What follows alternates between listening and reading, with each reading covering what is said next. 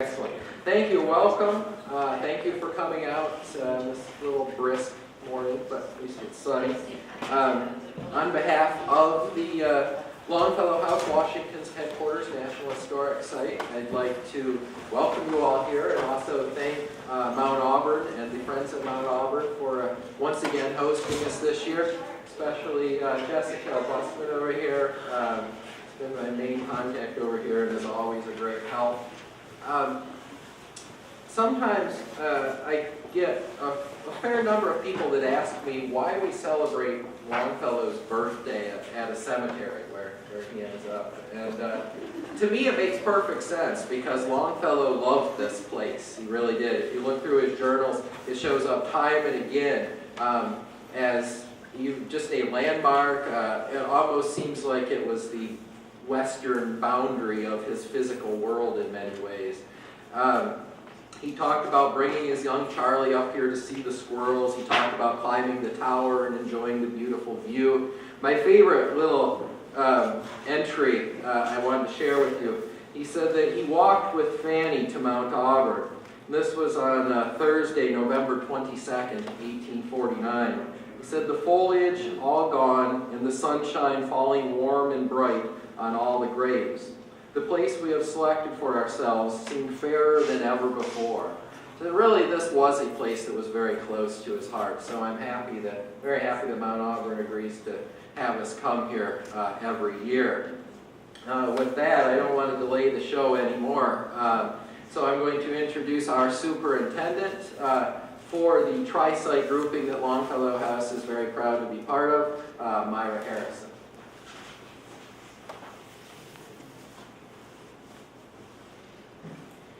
Good morning, everyone. Imagine celebrating your own 208th birthday. So congratulations, Henry. We are so thrilled to have Professor Elisa New here today, and I think you're going to find her material engrossing and encouraging. As I enjoyed last night viewing a few YouTube selections of her wonderful course, she is the face of Harvard X-Course Poetry in America. She is the Powell M. Cabot Professor of American Literature at Harvard. She teaches classic American literature from the Puritans to the present day. And at the Longfellow House, Washington's headquarters, National Historic Site, we recently hosted a filming of a segment of this course and a discussion which will be included in the course. And they were very exciting, the ones I was able to see, so exciting to watch and to hear from the perspective of someone so well steeped in the significance of American poetry and literature, the power and bravery and talent of Longfellow as a poet, and also to have the students in the house and to express themselves on tape, the power of place that they felt in reading poetry and knowing about Longfellow and being able to experience his environment. As you know, in the Park Service, that's one of the things we're all about, which is trying to preserve the power of place for present and future generations to enjoy. She is the author of numerous books on poetry, including the forthcoming How to Read Poetry, a companion to poetry in America, and I'm signing up for that one. Thank you so much, Professor New, and may I introduce her to you.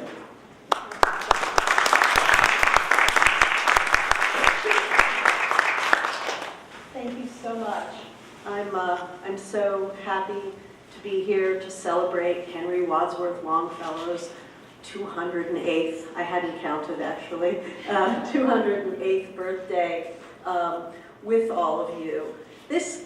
To celebrate a birthday like this gives us the opportunity, of course, to remember a poet, to read and reread some of his work, and also to try to more vividly, more vibrantly re-enter an earlier moment in our history. Those of us who live in Cambridge, or I live in Brookline, in these precincts, know that every day on our casual walks we cross ground that was some of the oldest settled ground in North America.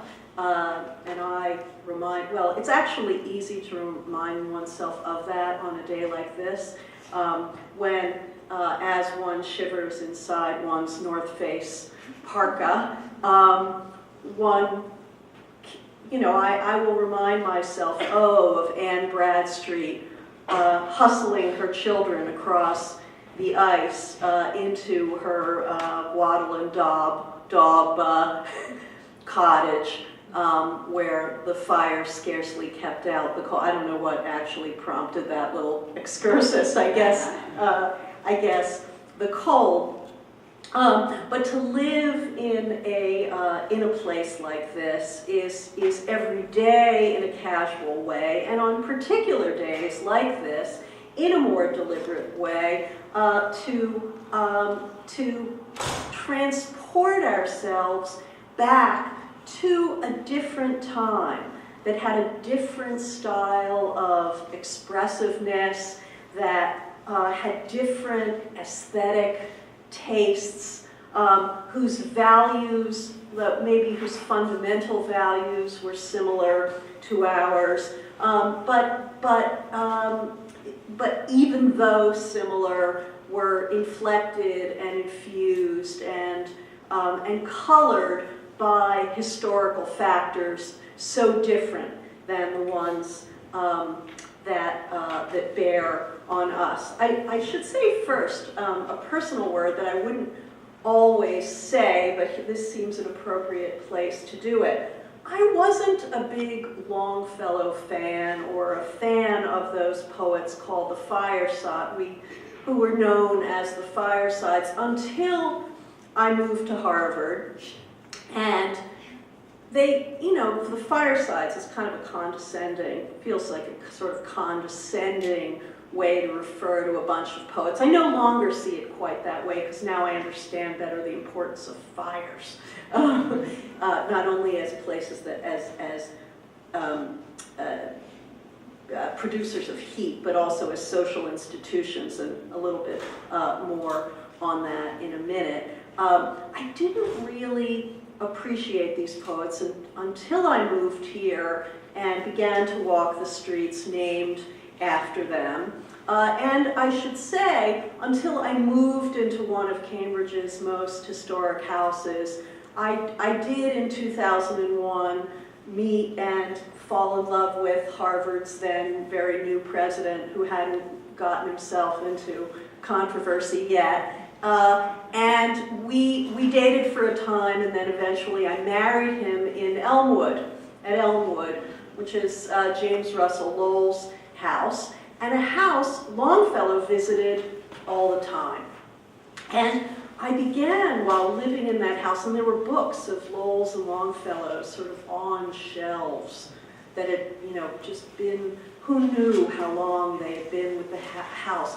And I would sit before the fire sometimes in Elmwood, thinking about how the light that was coming over my shoulder onto the pages of my book projected in just the same angle, at just the same angle over James Russell Lowell's shoulder. And I literally began to think about Hawthorne in the house sometimes. I had, for a reminder, the portrait of Jared Sparks that had been painted by Washington Alston, and that the Fogg owns, now the Harvard Museum owns. Jared Sparks, whose grave I passed as I parked this morning. Jared Sparks, who lived in Washington's headquarters and wrote one of the first Washington biographies, but who's also famous among cognoscenti for being Nathaniel Hawthorne's wife's first boyfriend. And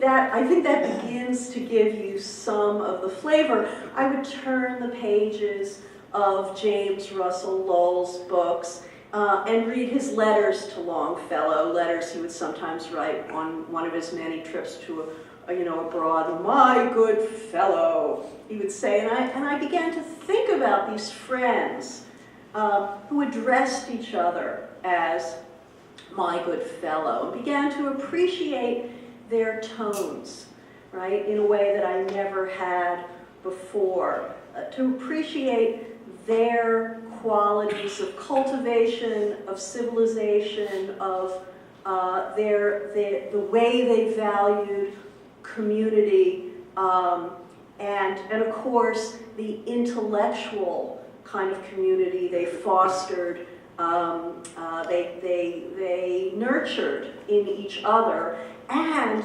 fostered for the nation, since while the Atlantic Monthly, the first really national cultural literary magazine that really went in prairie schooners, really did go with the mails west.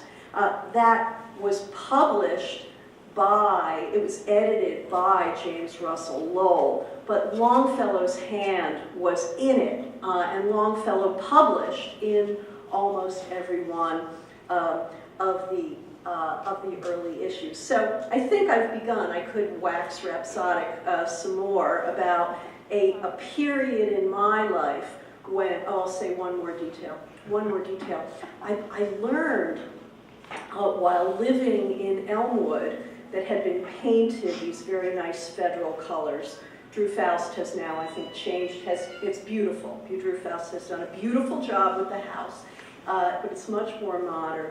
But in the days that I lived in it, it was painted a kind of federal mustard and blue, but I read in a pamphlet, this old pamphlet of the Cambridge Historical Society, which was tucked into a James Russell Lowell volume of letters, I read that in the late 19th century, there was a mural of Brattle Street painted on those walls that gave you the whole vista of houses down Brattle Street, and I wanted to scrape the paint. I would look and think, oh, I can't believe it's under there. It's under there. And of course there were on the windows of this house, there were those wonderful sentimental scratchings that you'll find also at Emerson's house. So now that I've made you suitably envious of this short period in my life when I lived in this historic house, I should just close there and say that this changed me.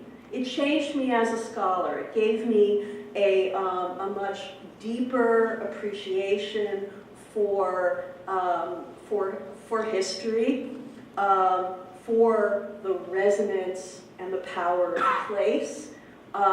It infused me with a kind of curiosity and made me a leader of field trips of a kind that I had never been quite before.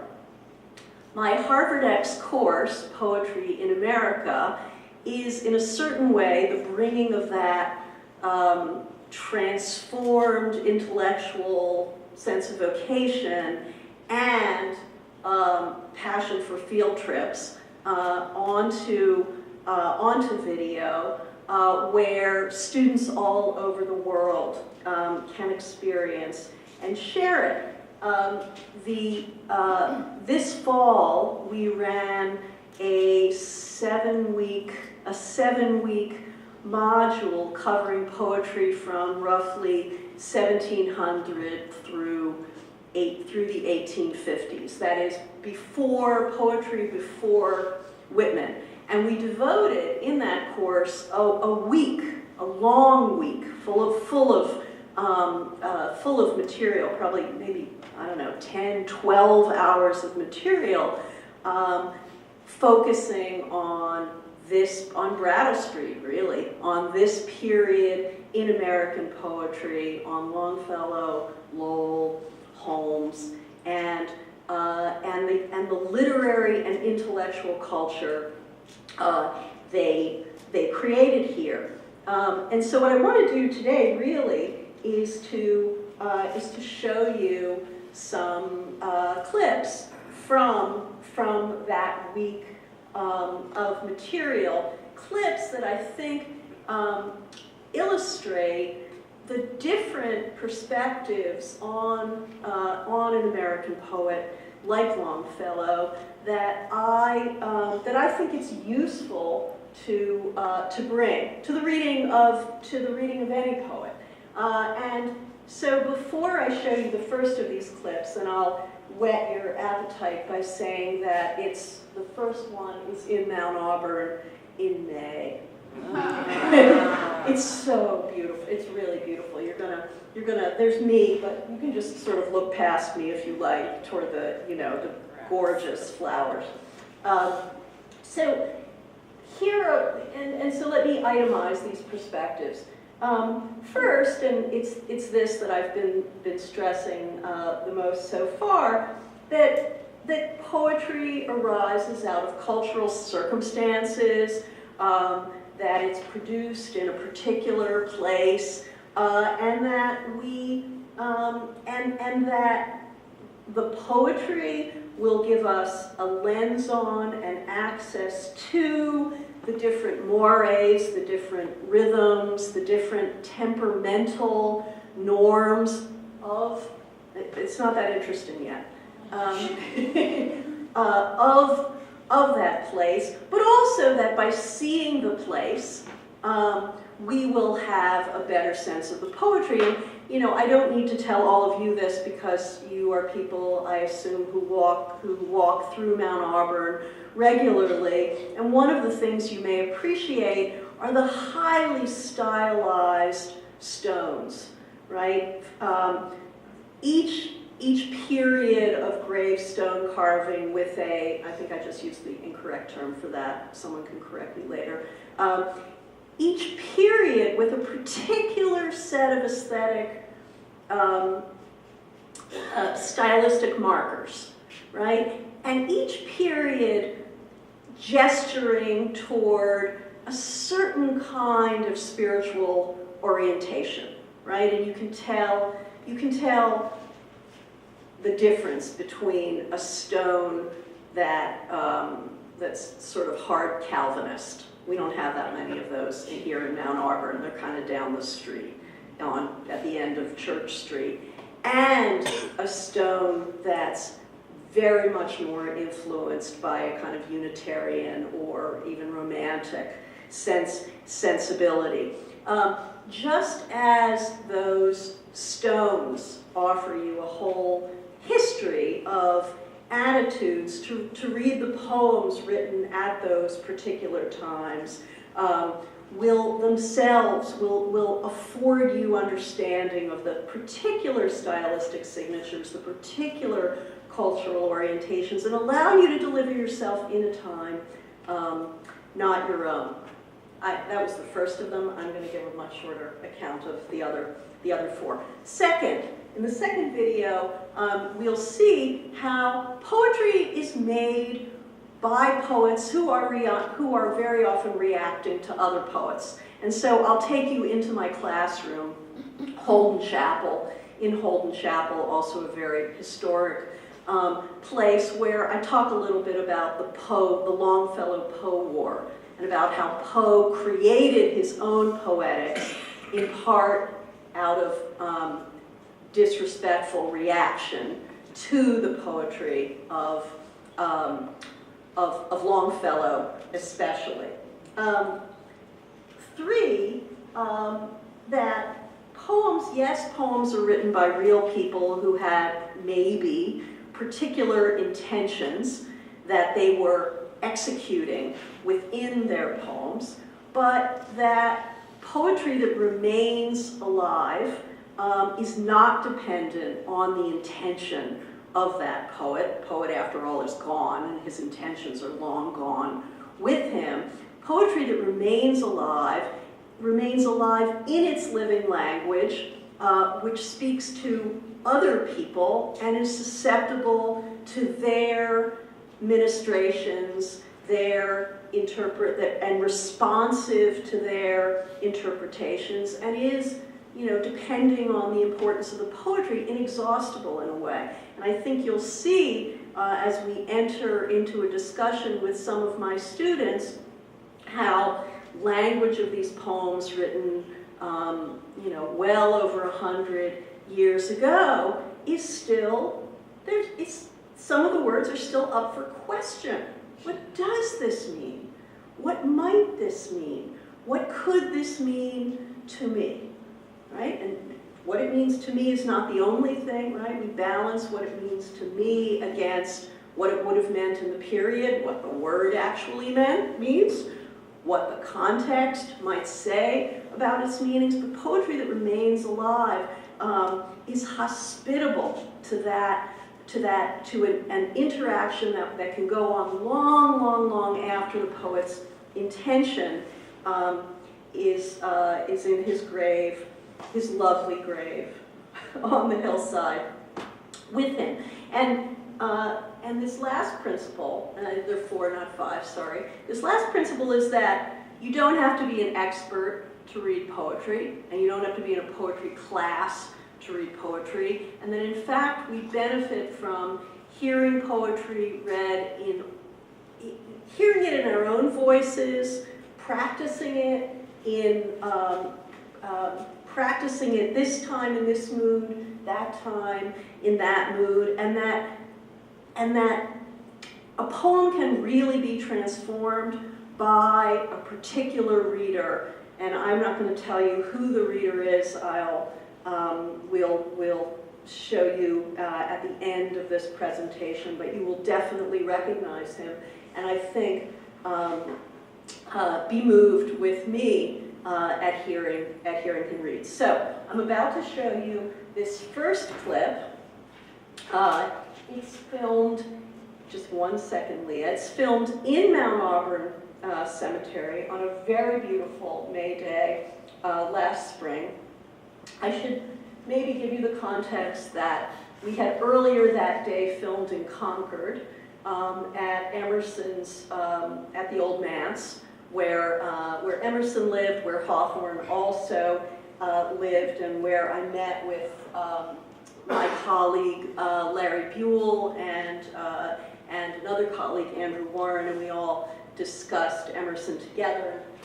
We were just drunk with the day. I mean, it was an extraordinary day, and a long one. But I came to Mount Auburn because I wanted to set the scene for further exposition of this period in American poetry when how shall I say this? When Calvinist introspection was loosening, right? When Calvinist introspection was loosening, and yet attention to the inner life and to the inner life as it might be enhanced or developed further by commerce with nature was on the ascendant.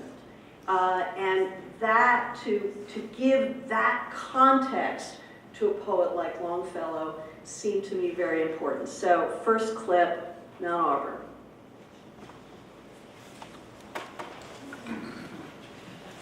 I'm in Mount Auburn Cemetery, late afternoon of a beautiful June day.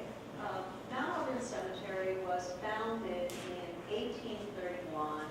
At that point when Americans began to free themselves of Calvinist gloom and to embrace a gentler and more benign idea of their relationship to their God and their afterlife.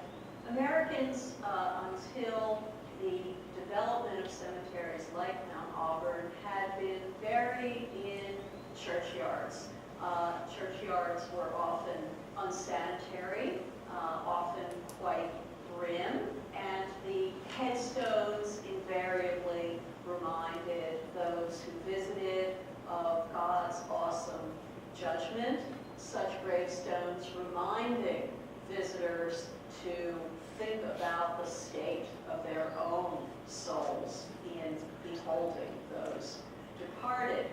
By the 1820s and 1830s, the simultaneous ascent of a Unitarian way of looking at the soul and the popularity of European Romanticism changed Americans' attitudes toward death. Now they thought of the earth on which we live as a kind of reflection of God's heaven. They believed with European romantics, and they were encouraged in this belief by such romantics as Emerson, that to live in nature, to contemplate its beauty, to learn from its stillness, was in a way to cultivate one's own inner godliness, one's own spirituality. And so the idea took hold that there was spiritual value, spiritual import in being in nature. Thus, the development of a place like Mount Auburn, envisaged by its first designers as not only a final resting place for the dead, but a spiritual retreat, a kind of sanctuary to which the living would regularly repair, remembering their dead, considering the shortness of their lives, but at the same time exulting in all the beauty of the natural world. From the beginning, Mount Auburn was conceived as a garden of, if not a show place of, all of the most magnificent specimens of tree, of plant, of flower. Century, increasingly in love with gardening, had this extraordinary, expansive park to practice in. It was, in the middle of the 19th century, an ordinary way to spend a Sunday afternoon, to come and walk in Mount Auburn among the graves, to read poetry, to botanize, to watch the birds that increasingly found homes here, and so it is to this day. So in the beautiful day, right? Mm-hmm. What a beautiful place. In the second clip, I'm going to show you, and you'll notice in these clips we're going to get closer and closer to the poem itself and to reading of the poem. Oops, getting there. In the second one, I'm taking you into Holden Chapel, which is one of the oldest buildings on Harvard's campus. It's a building where it was built before the Revolutionary War. We okay? Yeah, okay. It was built before the Revolutionary War. It served as a barracks for Patriot troops during the war. It took some time after that to clean up. It really did, but by the early 19th century it was being used as a chapel. Again, Longfellow surely would have been there. Harvard students were obliged to go to chapel, and so it's a building I really love to teach in, especially when I'm teaching a course in the history of American poetry.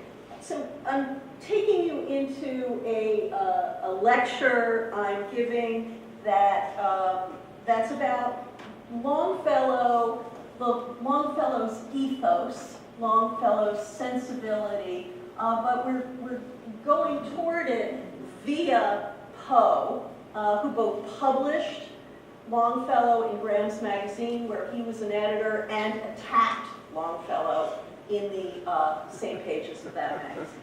Here's the clip. We won't be watching 7 minutes. Don't worry.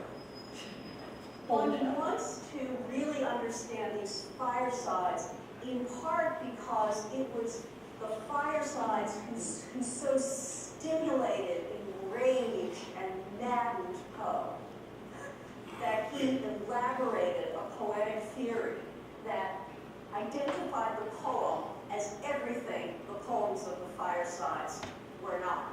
Now, this was not an abstract enterprise for Poe.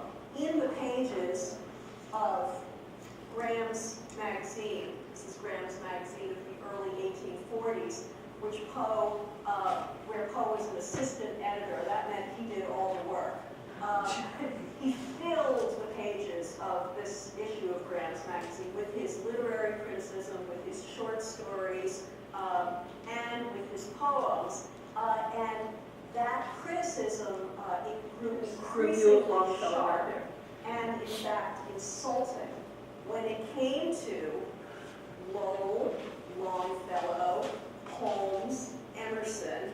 Thought it was absurd that anyone would call Emerson a poet. And see all these markers? These are mostly, although I do have some really great pictures marked, I'll show you in a minute. These are mostly instances where Poe appears or Longfellow, Bryant, Lowell, Holmes appear, right? So that within the very pages of the magazine where these poets are appearing, and he presumably had some role in accepting their poetry into this magazine, he is trashing them. He is trashing them. So a few more words on what it is they offer. You know what they offer. They offer a human, consoling voice in your ear, right?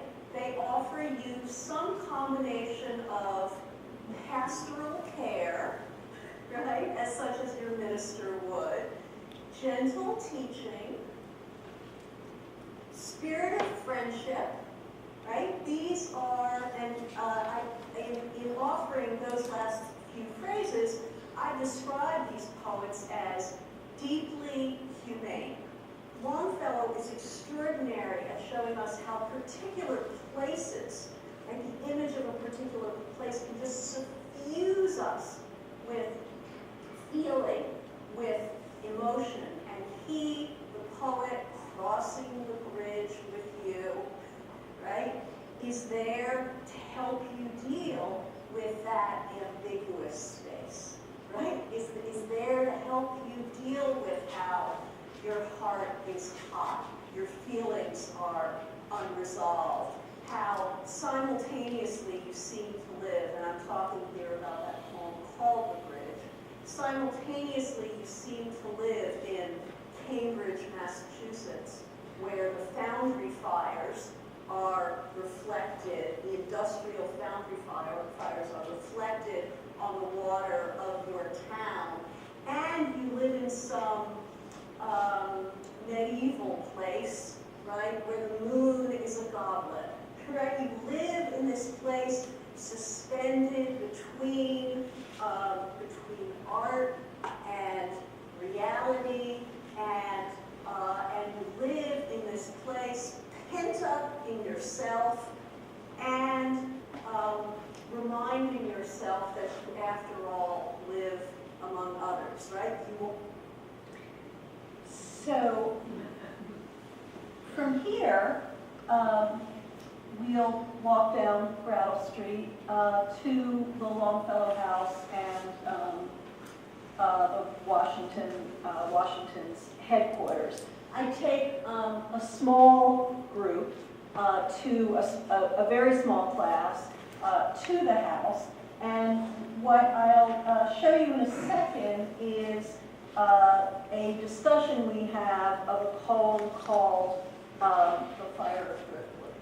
But first we'll just show you some of the house, and then we'll cut into the discussion. So I'm gathered here with Auburn students at Washington's headquarters and Longfellow House here on Brattle Street in Cambridge.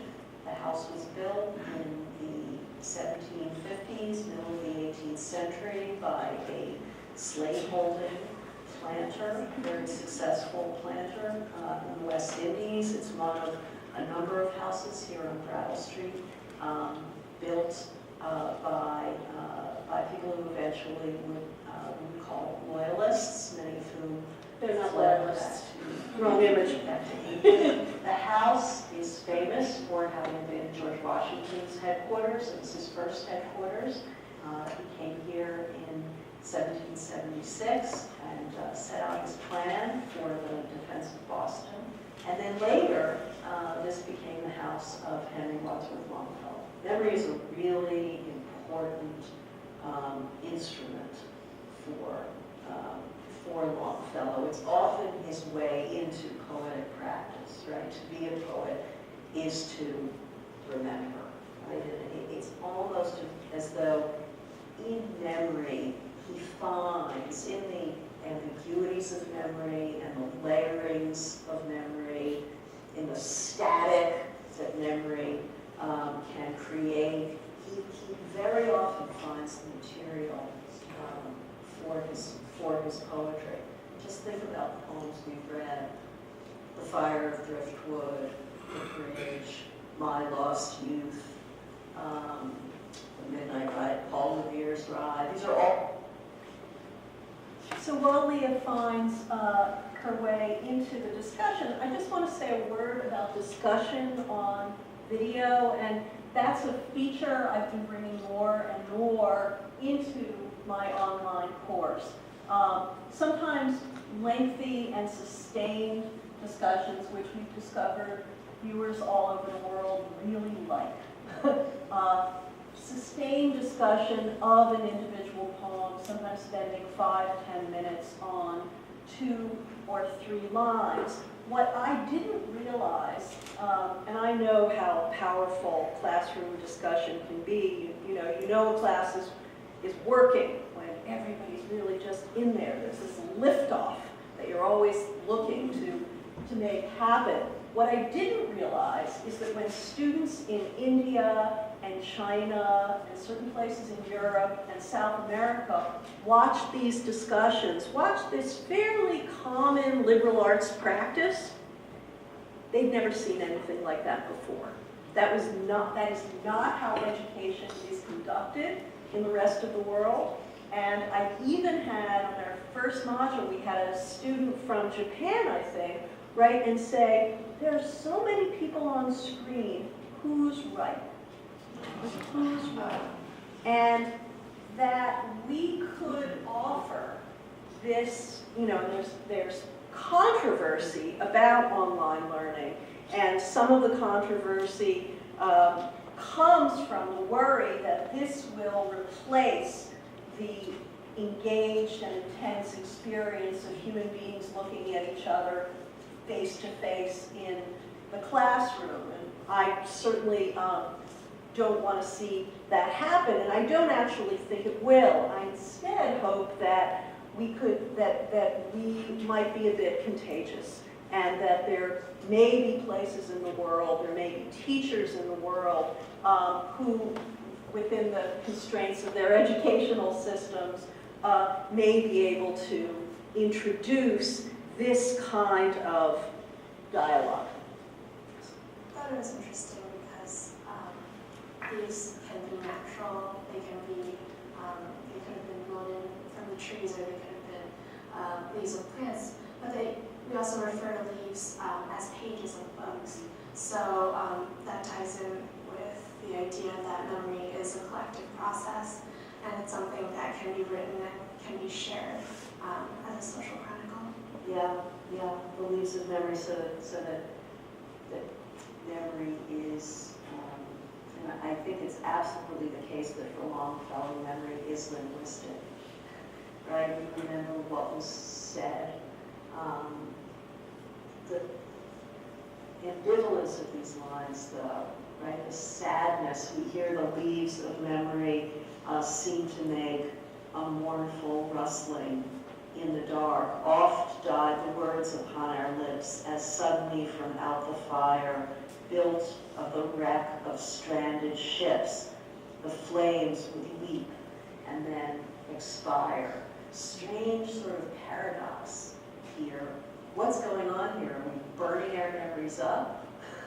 Yeah. I think it sort of speaks to how kind of like indistinct memory is, how elusive in some ways it is, where you can go where we want to, as the partner talking about, we want to be able to write it down as it happened. I think this poem demonstrates that like memory is something that like comes and goes and is not as clear as we would want it to be. And I think that's demonstrated by, sort of comparing it to like flames, like leaping and then expiring, and just like even sort of the rustling of leaves. If we think about leaves in terms of the natural sense, how those are so easily able to like come and go with the wind, etc. So, I think also just a thought, speaking about a fire and leaves as like pages of a book, or whether it's pages of a book or real leaves, those can be used to sort of fuel a fire. And I think the imagery of speaking these words, and then he at one point sort of compares the words they speak to the fire sort of sparking up, that speaking memories aloud sort of in a way dissipates that eerie quality of like memories rustling in here. But yes, right, and yet the question is this a cheerful fire? We're all speaking our memories out. It's very mixed in the way Longfellow can be, and these images, these kinds of paradox, I think, do show us Longfellow at his best, where, oh, our memories made such a cheerful blaze, right? One feels that, or that we're gathered, or what are we after all but a circle of friends gathered around our memories? And yet, we're burning them up, right? We're burning them up, and what are we burning anyway? We might, metaphorically speaking, be burning pages, but we're actually burning driftwood. I wonder what that is. Pause for a second to talk about what that driftwood is. It's a fire of driftwood. I think there's an interesting, the fifth stanza, and all that fills the hearts of friends when first they feel with secret pain, their lives that's worth separate ends that never can be one again. So this thing that brings them together, which is maybe their common memory or that experience that they shared, is now being burned away, and all that's left are these leaves, or maybe the leaves are going to go on the fire, or what they have in common is that they know that everything is that once held them together is gone. Right? You can be held together by knowing you're all in it together and always will be, or held together through a kind of very uncomfortable shared consciousness that you've drifted apart, right? Or that you're all now in different places. This has. Going to do one more back in the Longfellow house. You want to take some time? A little more? We're okay? All right. One more back in the Longfellow house. Here, students discussing Longfellow's poem, never published in his lifetime, The Cross of Snow. Some of you know that beautiful, terrible poem.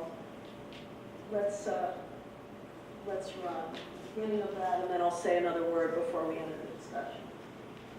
And certainly the most affecting room in the house, of many very interesting rooms, is that room where Henry Wadsworth Longfellow, at the end of his life, wrote a poem never published in his lifetime called The Cross of Snow. We've been reading Longfellow together over the last few weeks, and coming to a collective sense of Longfellow's chief themes and motifs, and certainly one of those is loss and the way loss is processed by memory. And so, having just come out of that room, we're in a good position to read this poem, The Cross of Snow. So while Leah takes us to the discussion, let me just say another word about these deep conversations among students who know each other. I guess this is where I sing my hymn to liberal arts education and to teaching. And having this on video actually offers me an opportunity I don't usually have as a teacher. When you're teaching a class, no matter how relaxed you get, you're really not relaxed ever. You can see whether it's going well, but you can't actually see your students' faces. You can't study a student's face and to see the growth there often. And one of the things I value most about teaching Longfellow in particular is that Longfellow really is a writer of the human heart and the human psyche, and it's amazing to watch these students, how shall I say this, subtleize, right? Grow more refined in their understanding of the operations of the heart. It's wonderful to, with them, slow down and to think about how human beings cope. And so I think what I'm saying here is that the work of the classroom, the work of the teacher is also, I hope, in some way, the work of growing, helping people develop themselves, grow their characters, become deeper and more thoughtful human beings who are integrating perspectives that are not only intellectual but of the heart. And I see that in this discussion. It's quite a departure, and it does come, some of you may have noticed, in what we would call the sestet. This poem is it's 14 lines, so that makes it right? It's a sonnet. It's one of those sonnets that's broken up into an octave and a sestet. That is, it has 8 lines, and then very often in a sonnet there's a turn, right? And there's a very dramatic turn here. Why do you think, and I'm asking this question bearing in mind, in part, Manjiko's point about in that room, in that bedroom. That this poem begins in a bedroom, a Victorian bedroom, full of Victorian memorabilia. Why do we leave that bedroom and go to this remote place where, perhaps a better way to ask the question is not why do we do that, but what effect does that have? It's not smoothly covered in snow. You really feel like it's a kind of branded thing in the same way that his Beautiful phrase, a branded thing.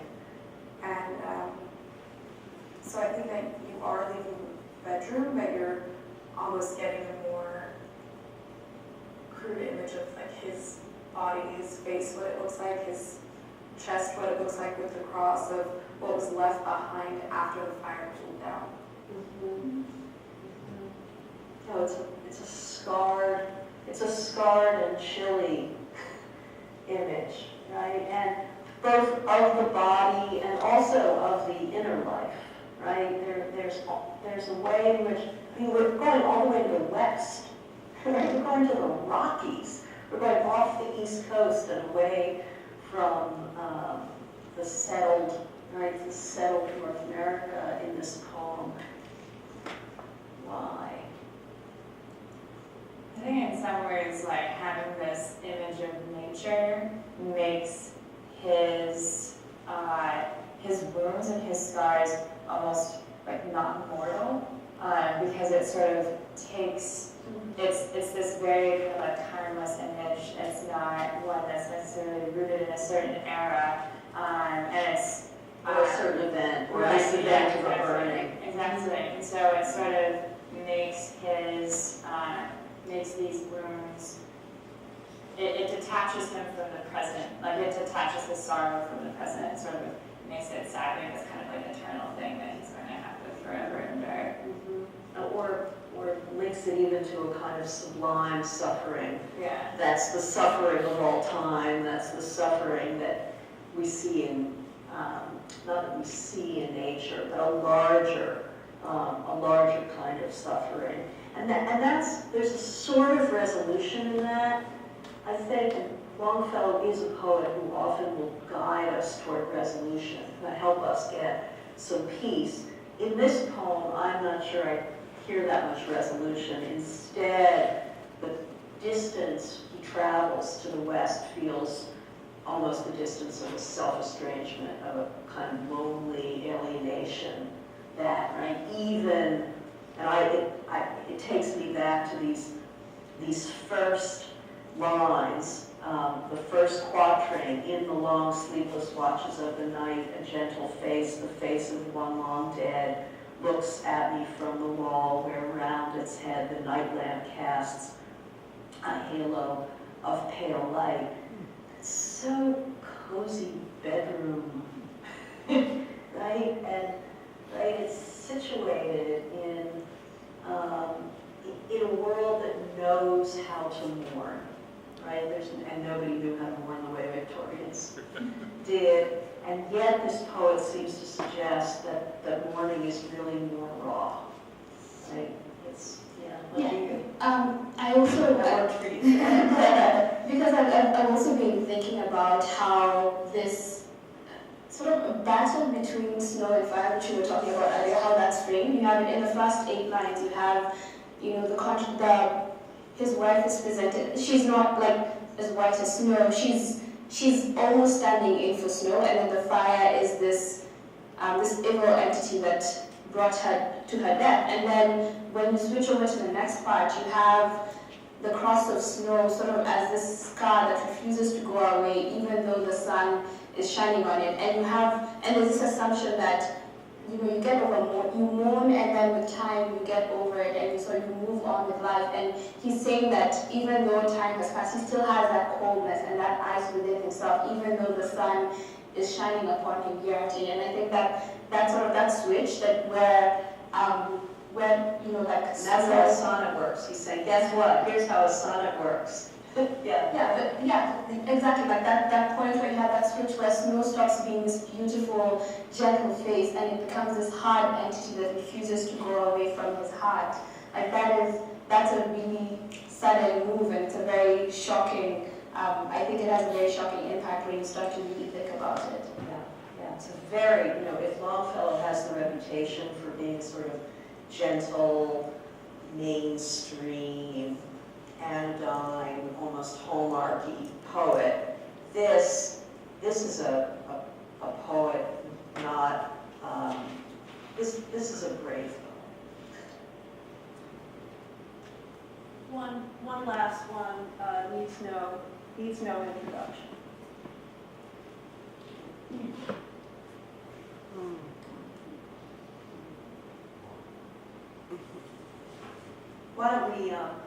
Why don't we turn finally to Paul Revere's Rod, the most iconic of Revolutionary War poems, and you would be the person, Mr. Mayor, to start it off. Stop whenever you like. Listen, my children, and you shall hear of the midnight ride of Paul Revere. On the 18th of April in 75, hardly a man is now alive who remembers that famous day and year. He said to his friends, the British march by land or sea, the town tonight, hang a lamp aloft in the belfry arch of the North Church tower as a signal light. One by land and two by sea.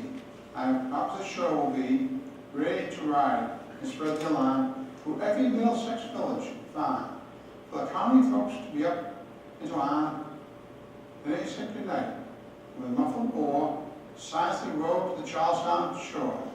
Just as the moon rose over the bay, when swimming wide at a mooring lane.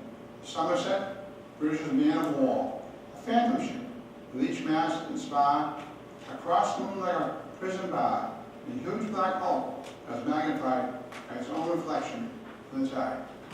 Meanwhile, his friend through alley and street wanders and watches. eager eyes, till in the silence around him he hears the muster of men at the barrack door, the sound of arms and the tramp of feet, and the measured tread of the grenadiers marching down to their boats on the shore. Then he climbed the tower of the Old North Church by the wooden stairs with stealthy tread to the belfry chamber overhead and startled the pigeons from their perch on the somber rafters that round him made masses and moving shapes of shade by the trembling ladder steep and tall to the highest window in the wall, where he paused to listen and look down, a moment on the roofs of the town and the moonlight flowing over all. It's wonderful the way Longfellow combines the rhythm, the music of poetry with some of those devices of narrative. Meanwhile, he's doing cuts. It's almost cinematic. Meanwhile on this shore, meanwhile on that shore. And one wants to remember that poems like this would have been read around the fire to one's children, right? And to the assembled who'd be knitting or mending their boots or trying to get the kids to keep at their homework. And so a long poem like this that told a story would have had a function something like TV. So, thank you very much. That is all I have for you. And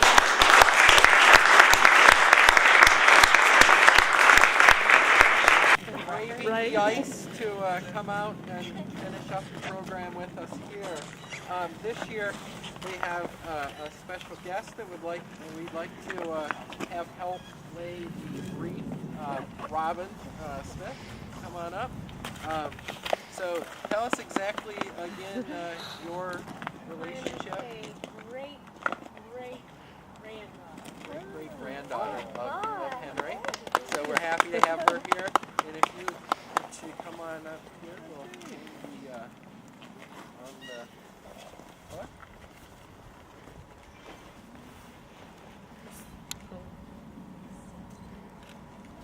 Thank you. Robin.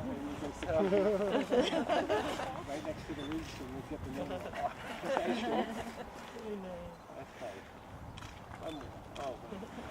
So when I heard what the topic of Dr. Lee's talk was going to be this year, it got me to thinking about memory and that sort of thing, historical memory, and this idea of what people will think of us and if they'll remember us when we're gone. Started me down a whole road, which is if you know me, you wouldn't be surprised. Thought about all the efforts the ancient Egyptians made to have their memory carved in stone, so to speak. And then it made me think of Benjamin Franklin's great line that if you would not be forgotten as soon as you are dead and rotten, either write things worth reading or do things worth the writing. And I think we can all agree that Longfellow definitely did that, both of those. But we sort of tradition to always share a little bit of his poetry up here at the grave site. And I kind of would like to share, if you'll bear with me, two small sections. These are from a work that was not published during his life, but it's one of my favorite ones. It's called Michelangelo, a fragment, and it appears that he kind of worked on this for a period of time and would drop it and then go back to it again at various points in his life. And I think it's probably the most autobiographical thing that he ever wrote. There's more Henry in this than just about anything else. The first section is from the dedication. He said, "Nothing that is shall perish utterly, but perish only to revive again in other forms, as clouds restore in rain the exhalations of the land and sea. Men build their houses from the masonry of ruined tombs.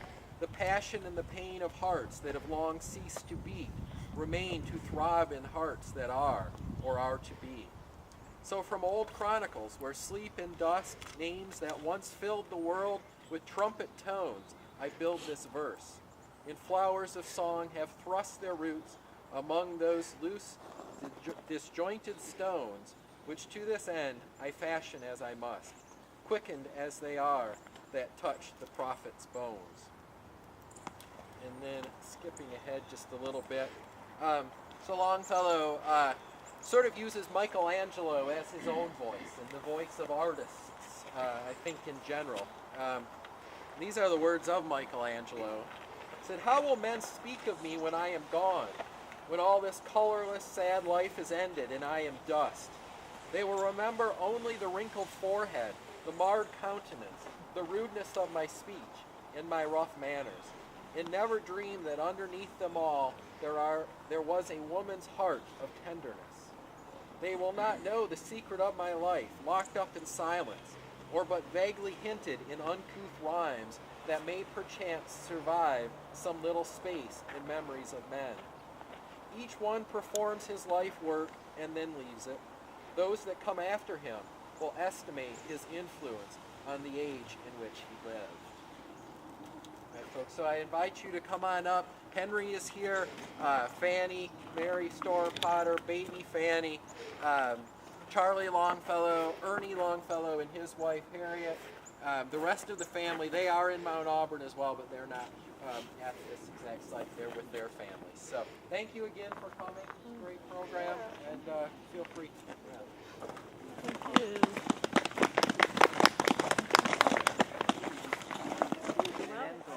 My father was going to come down and help me. I'll help you instead.